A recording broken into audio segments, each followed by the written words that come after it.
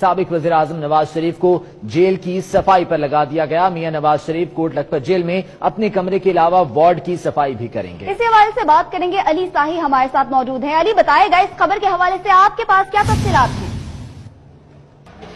جی بالکل، بدلتی ہے دنیا، رنگ کیسے کیسے۔ کل کے بادشاہ اور آج کے کوٹ لکھپت جیل کے قیدی سابق وزیر اعظم میاں نواز شریف۔ میری بات لکھ لو، میری بات سن لو۔ یہ حکمران سمجھتے ہیں کہ ہم نے غازی کو پھانسی لگا لیا، تم انتظار کرو عرش کا رب تمہارے ساتھ کرنے والا کیا ہے، تمہارے ساتھ اب سلوک کیا ہوگا۔ ہم تو مجبور لوگ ہیں، ہم تو کچھ نہیں کر سکے، لیکن جس کے رسول کی توہین کرنے والے کو قتل کرنے کے جرم کے اندر غازی کو شہید کیا گیا ہے، وہ رب بڑا غیرت مند ہے۔ اور تم انتظار کرو عرش کا رحمان تمہارے ساتھ اب کرتا کیا ہے۔ تم کہتے ہو علماء کو جیلوں میں ڈال دو جیلوں میں، اب باقی بچا کیا ہے، اب باقی رہ کیا گیا ہے۔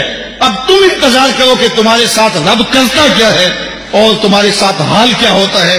تم رسوائی اور ذلت کے اس مقام پہ پہنچو گے اور عبرت کا نشان بنو گے کہ دنیا دیکھے گی، اور تم رسوا ذلیل ہو جاؤ گے۔ اور غازی کل بھی زندہ تھا، غازی آج بھی زندہ ہے، اور اس کا نام بھی باقی ہے، اس کا پیغام بھی باقی ہے۔ اور یہ بھی سن لو کہ غازی اگر چلا گیا ہے، جب غازی علم الدین کو شہید کیا گیا نا، تو ایک ہندوؤں نے جلسہ کیا، کہا کہ ایک شخص اٹھا تھا، ہم نے اس کو مار دیا ہے، اب ہم جو چاہیں کریں۔ تو ایک مسلمان جلسے میں بیٹھا تھا، اٹھ کے کھڑا ہو گیا، اس نے کہا کرو جو کرنا ہے، غازی خود گیا ہے، چھرا چھوڑ کے گیا ہے، وہ ہم نے ساتھ دفن نہیں کیا، وہ چھوڑ کے گیا ہوا ہے۔ تو یہ مت سمجھو کہ ہماری خیرت مر گئی ہے، کتنے غازی پیدا ہو گئے ہیں، کتنے لوگ تیار کر گیا، اس کے جنازے میں کتنے لوگوں کو حرارت ایمان کی دی ہے۔